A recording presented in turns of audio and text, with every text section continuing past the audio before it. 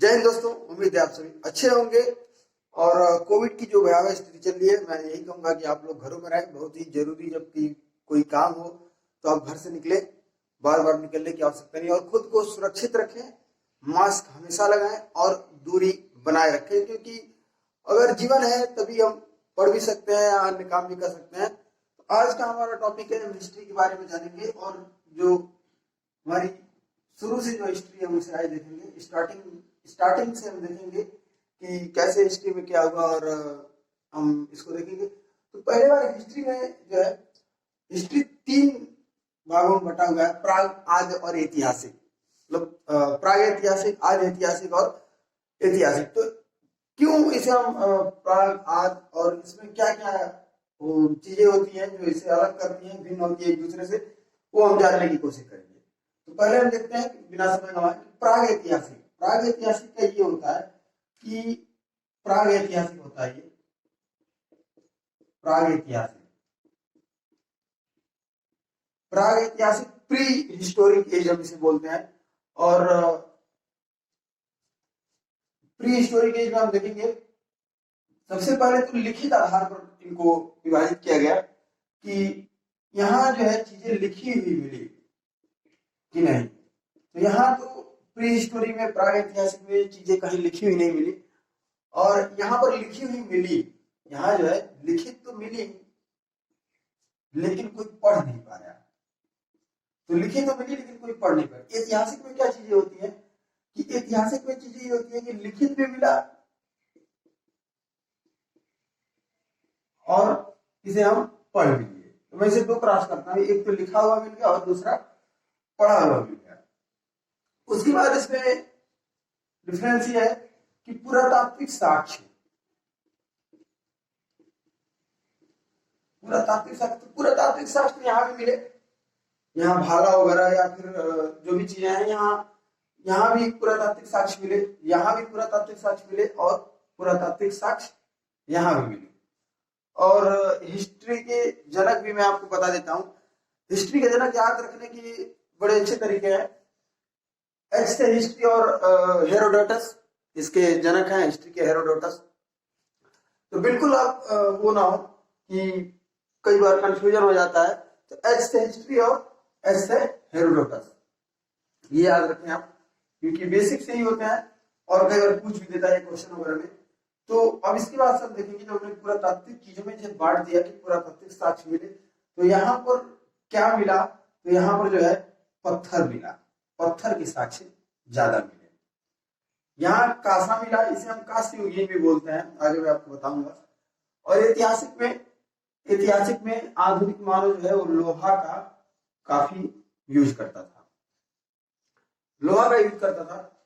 तो अब इसे हम कड़ी से कड़ी मिलाते हुए आगे चलेंगे, क्योंकि हिस्ट्री अगर आप समझ लेते हैं इसी क्लास में, अगर समझ लें तो ज्यादा अच्छा होगा। और कड़ी से कड़ी मिलाते हुए चलेंगे तो हिस्ट्री हमारे लिए बहुत ही अच्छे से समझ में आ जाएगी।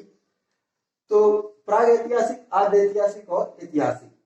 तो पीसीएस में क्वेश्चन था, यूपी पीसीएस में, कि पुरातात्विक साक्ष्य के आधार पर जो त्रियुगीन विभाजन किसने किया?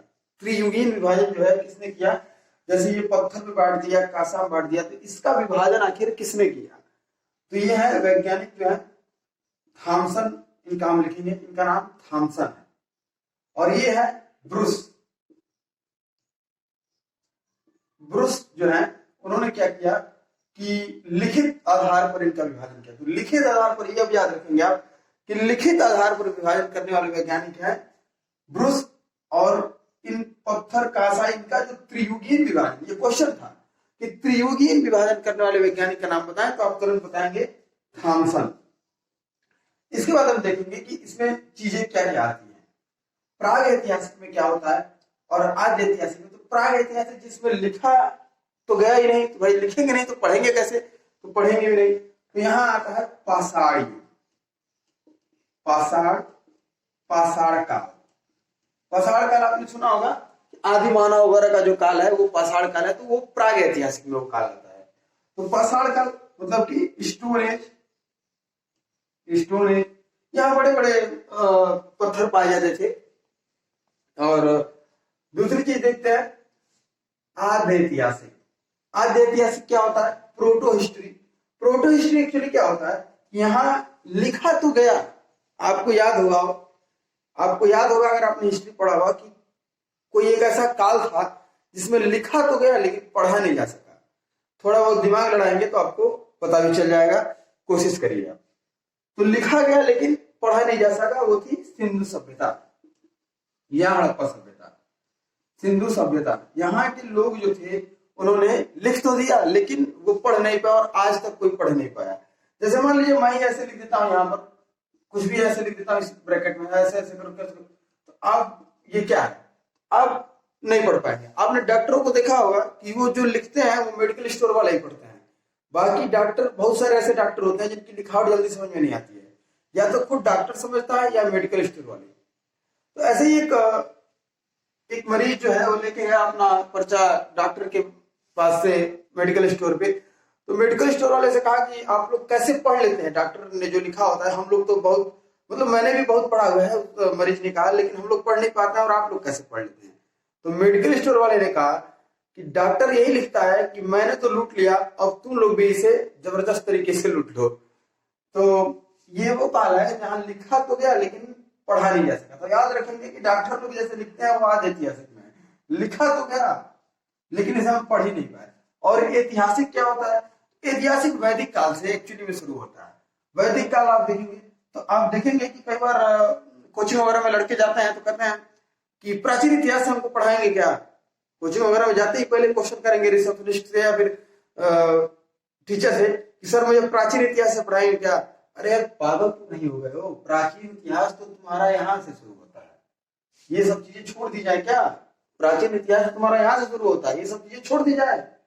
अगर छोड़ दी जाए तो प्राचीन इतिहास जो है यहाँ से शुरू होता है। यहाँ होता है प्राचीन इतिहास, मध्यकालीन इतिहास और फिर आधुनिक इतिहास, और इसी में समकालीन भी आता है, समकालीन इतिहास। तो अब देख रहे हैं ना, प्राचीन ही शुरू होता है और लड़के कहते हैं कि सर प्राचीन से पढ़ाएंगे क्या? तो यहां से पढ़ा दे क्या? जहां से लिखित और पढ़ा हुआ साक्ष्य मिल रहा है तो यहां से थोड़ी पढ़ाएंगे, हम यहां से पढ़ाएंगे। तो यहां से होता है पाषाण युग। इसके बाद हम देखेंगे पाषाण युग के बारे में आपको बताऊंगा, पूरा पाषाण काल, मध्य पाषाण काल और नव पाषाण काल। जैसे हर चीज 3 भागों में बटी होती है, ये भी काल 3 भागों में बटा होता है, उच्च वर्ग, मध्य वर्ग और निम्न वर्ग। तो वैसे ही पूरा पाषाण काल, मध्य पाषाण काल और नव पाषाण काल या उत्तर पूरा पाषाण काल। तो इसके बाद हम ये देखते हैं, आप इसका एक स्क्रीनशॉट भी ले सकते हैं।